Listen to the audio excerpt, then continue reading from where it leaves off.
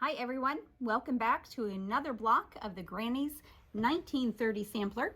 We're using the pattern in the book by Ricky Timms, and this week we've got block number 6, the classic Churn Dash.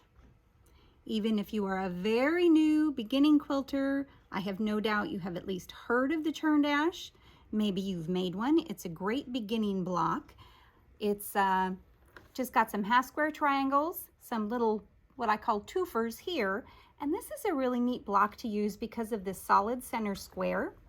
It's a great place to showcase some medium or larger scale prints depending on the size of your block, or even just to do some fussy cutting. It's tricky to say that even just to cut it. So this was our practice block. We're going to go ahead and finish our for real block, I'm calling it, and I've got some tips and tricks for you today to do that one. So let's get started. Here is our block that we're really doing. We've got just a nice solid background here, little dot there with the batik. If you're not used to mixing batiks with your cottons, I say try a block or two and see what you think. I think it's a great way to add different texture to your quilts. So the first thing that we're going to do is we're going to build this half square triangle unit, and I've got a really cool tip for you today. So let's go over to the sewing machine. We've talked before that there are a bazillion different ways to do half square triangles. And really, whatever works best for you, that's the way you should do it. The way that I'm going to show you today is the way that we've done it before, but I've got a pressing tip for you. So I've got my diagonal seam tape on my machine, and this is similar to washi tape in that it's very low tack, so when you peel it off, it doesn't leave any sticky residue or anything on your machine, but it makes a really nice guideline. And we do have some of these in the shop if you're interested. Most of what I've got for you today is available in the shop and on our website at theuniversityofsewing.com. So we're going to take the point of our square here and the point here. This one's going to line up on the black line. This one's going to line up at the very edge of our 1/4 inch foot. Get a little closer to the needle there. And we're just going to stitch nice and straight using the corner of our block here in that line to keep us on track.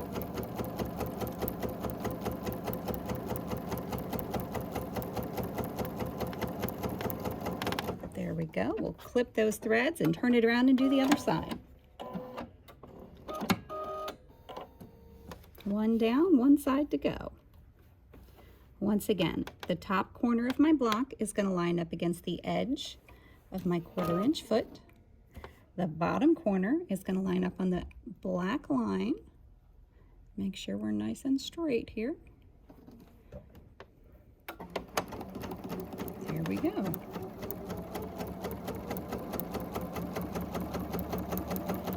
There's something very satisfying, I think, about just sewing along the line sometimes. Alrighty, so we've got our square with our 2 lines that are a 1/4 inch on either side of what would be the center of the diagonal point. Now, normally what we would do is go ahead and cut them in half here. What we're going to try today is a little different. We're going to go over to the iron and we're going to press it before we cut it. These half square triangles can be a little fussy, and part of that is of course working on the bias, and part of it is we want to tug on them, and the more we handle them, the more likely they are to be just a little off, sometimes a little out of square, a little out of shape, a little wrong size. So I've pressed both sides here just to set those seams nice and snug. We're going to flip it over the dark side on top, and now I'm going to open this up. And I'm just going to give a gentle finger press here and then hit it with our iron. And then we're going to do the other side. Flip it around. Same thing. And having it still attached makes it a little more secure. So it gives you a little extra insurance that that finished piece is going to be what you were expecting. So now we can go over and cut it in half.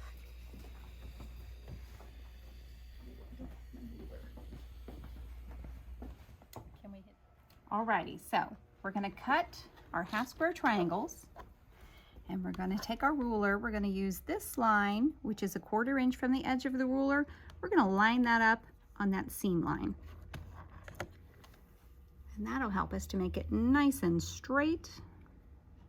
Make life so much easier when we go to attach things. Holding my ruler firmly. There we go. Well, maybe. So close. Almost. A couple pesky threads in there. So now we can open this guy up. Looks pretty good. This one's looking good too. Now, let's go back over to the iron. We'll press these nice and flat before we trim them.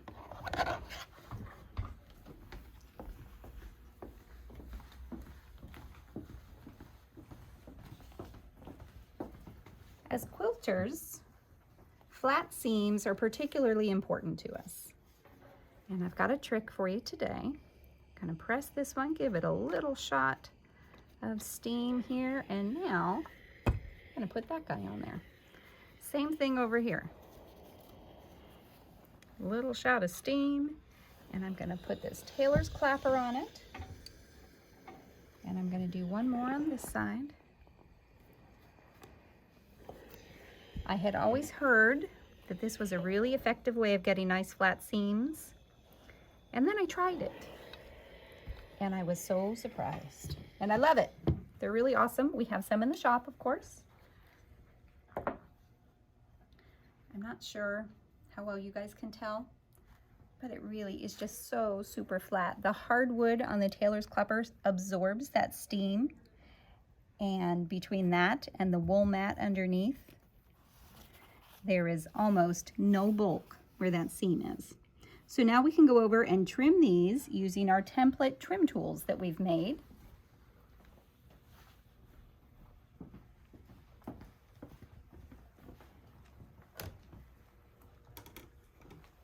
And I'm using my rotating cutting mat just to make life a little easier on myself. You don't need one of these, but they sure do come in handy. Somebody else pointed out to me that they also save your bigger mats because you tend to cut in the same spot and then they wear a little bit there, even the self-healing ones.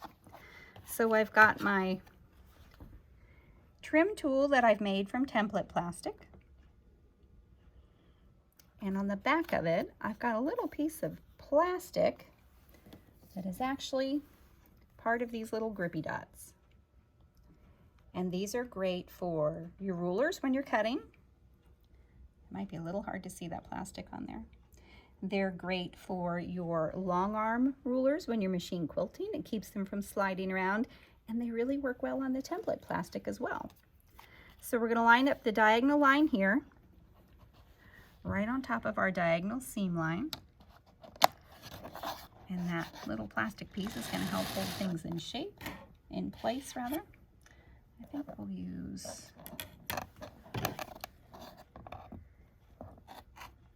and just nice and slow.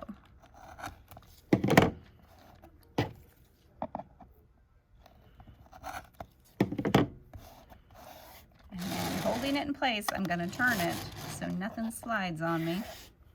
And get those guys out of the way. And I'm going right up against that template plastic. Not on it.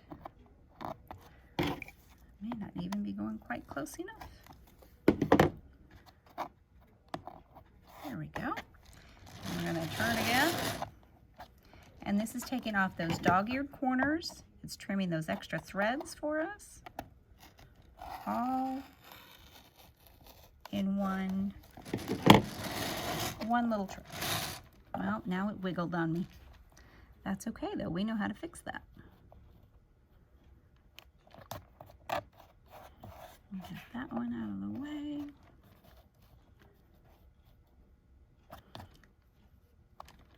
back up there.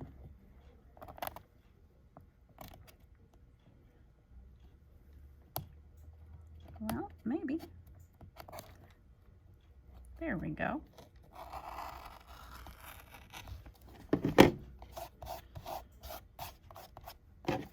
And that one just doesn't want to go today. Sorry, you may not stay. We don't need you.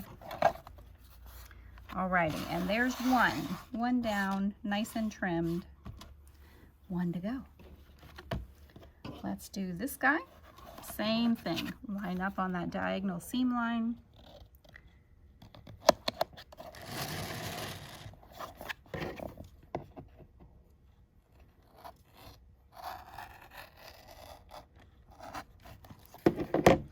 And you do have to give it a little bit of a press, some good pressure on that rotary cutter.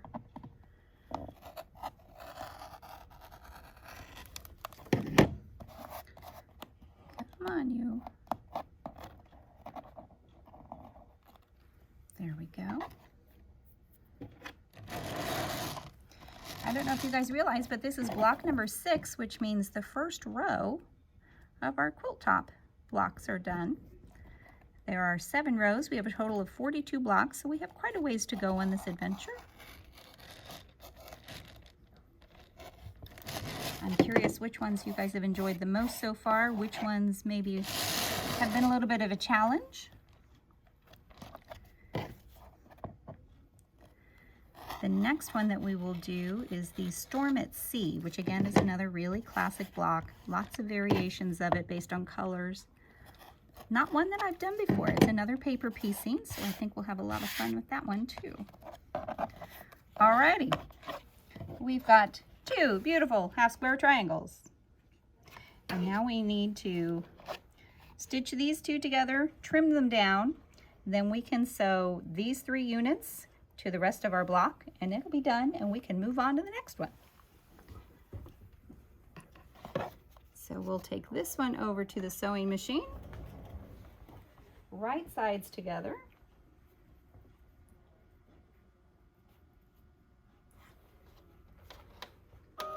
Lift my foot back up here. I wanted to make sure that all of you quilters know that we just got in several really neat little packages of Aurifil thread. I know that that's the thread that we quilters tend to go towards. We put a lot of investment into the equipment that we use, the fabric that we choose, the batting, the quilting. Don't neglect the thread, because that's what holds it all together. Alrighty, let's wander over to the iron and we'll press this one and use our tailor's clapper again to get another nice flat seam.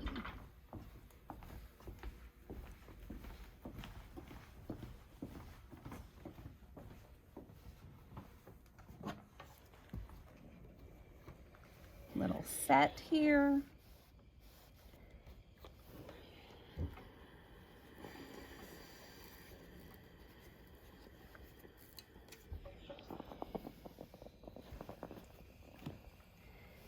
And we'll let that guy sit there for a second. I have been reading the companion book that goes with our pattern book, the story of Lizzy Albright. And I started reading it yesterday to my 8-year-old. She had quite a mountain of laundry she needed to put away. So as she put her things away, I read. And it worked out for both of us, I think. The story is pretty cool. And I would ask her, are we reading more? And she looked at me and said, yes. Like, why would you even think about stopping? I said, well, as long as you're working, I will keep reading. So she got quite a bit done, which was good. Alrighty, let's go trim this guy and then we can put them together.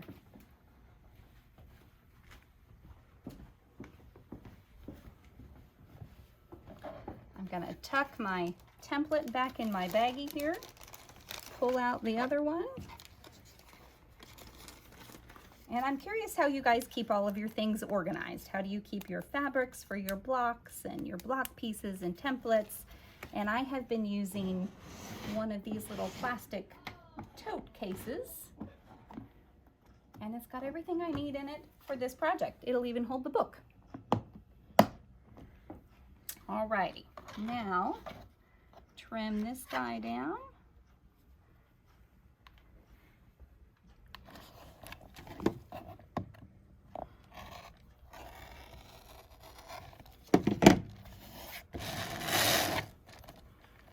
I could feel that one wiggle on me as I turned it.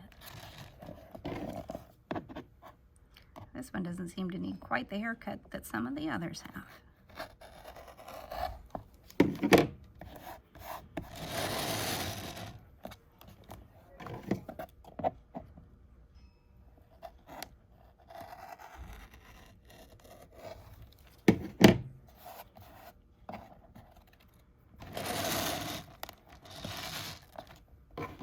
Just a little bit off of this side.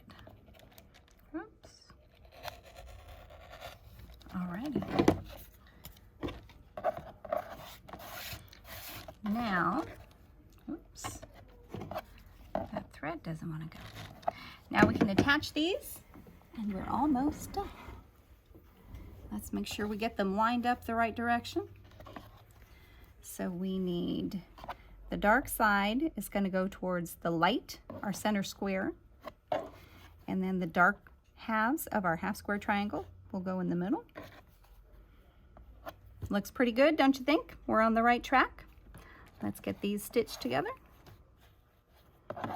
And you can use Wonder Clips to hold these. You can use pins. Whatever works for you is exactly what you should use.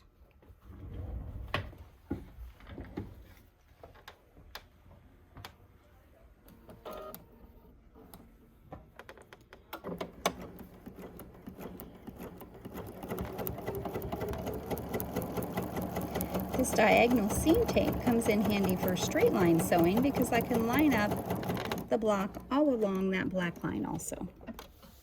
A little bit of a bonus there. Let's get that other one attached. Make sure we've got them going the right way.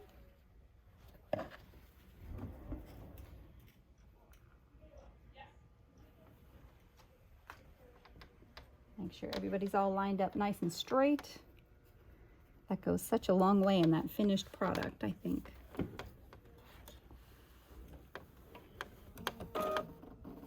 And of course, we're using our 57D 1/4 inch foot on the Bernina 880 sewing machine.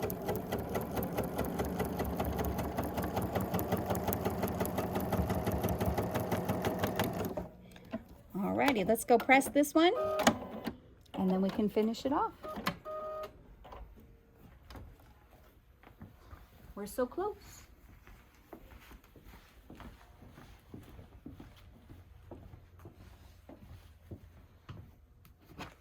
We'll give those seams a quick set.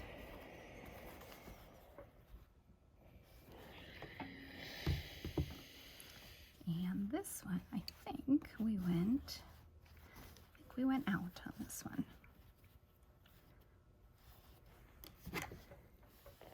Little press, little shot of steam, and a clapper.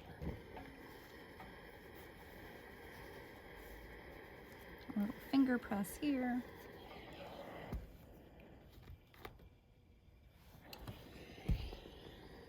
And I suppose if you're having a particularly bad day, you can be very aggressive with the clapper, and maybe that'll help. Get those seams exactly where you want them, nice and flat. It's looking pretty good.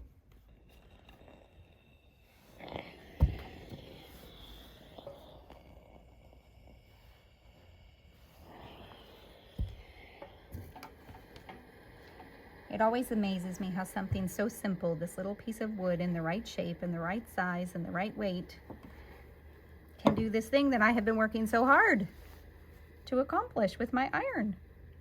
I just needed one more little tool in my workshop. All right, let's go finish this one off. That needs to be better.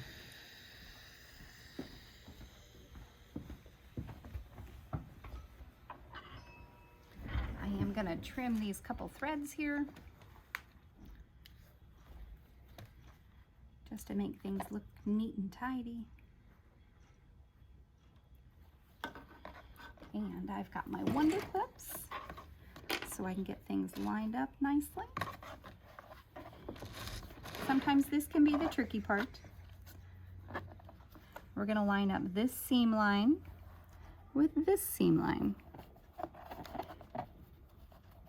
And I did not press them in opposite directions, so they won't nest, but because the seams are nice and flat, I think we'll be all right. This seam line again is going to line up here and pull that over just a hair. And I like another clip on the other end just to hold things nice and straight. I find every little bit helps. And sometimes it's that little bit that can make all the difference.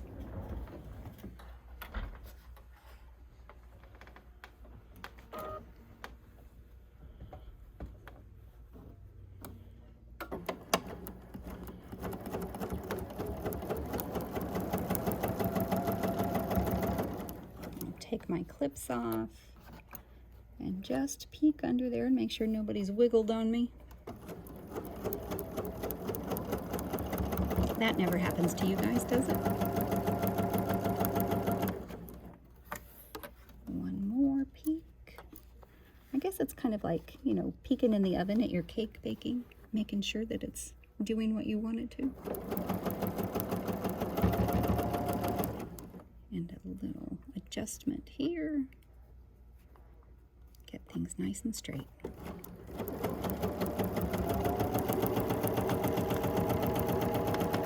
All right, friends, we've got some threads to clip, some pressing to do, and then this Churn Dash block is done. Let's get those threads clipped off.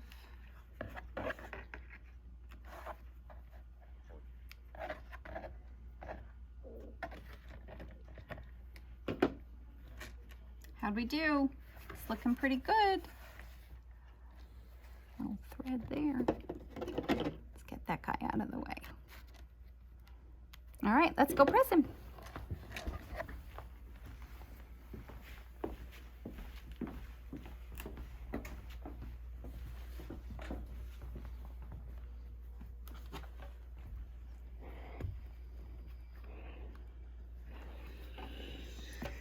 Hit both sides just to be sure. And then it's gonna go this way.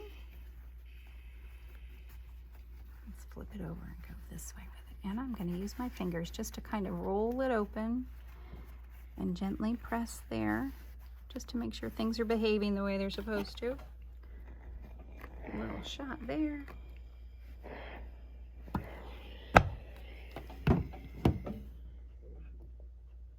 And we'll do the back.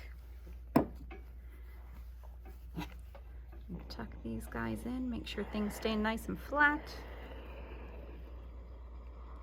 I've worked so hard to get those seams right.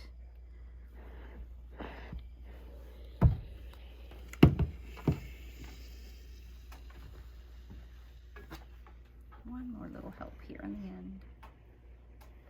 Alrighty, let's see how we did. Little thread or two, but I don't know, guys. I think it looks pretty darn cute. So this is our Churn Dash block number 6 from Granny's 1930 Sampler, which is a pattern book written by Ricky Timms. We've got 42 blocks that we're going to continue working our way through. Some a little more challenging. This, I would say, is definitely one of the easier ones. So we've got some skills we're going to learn, some fun we're going to have. I hope you guys will continue to enjoy it.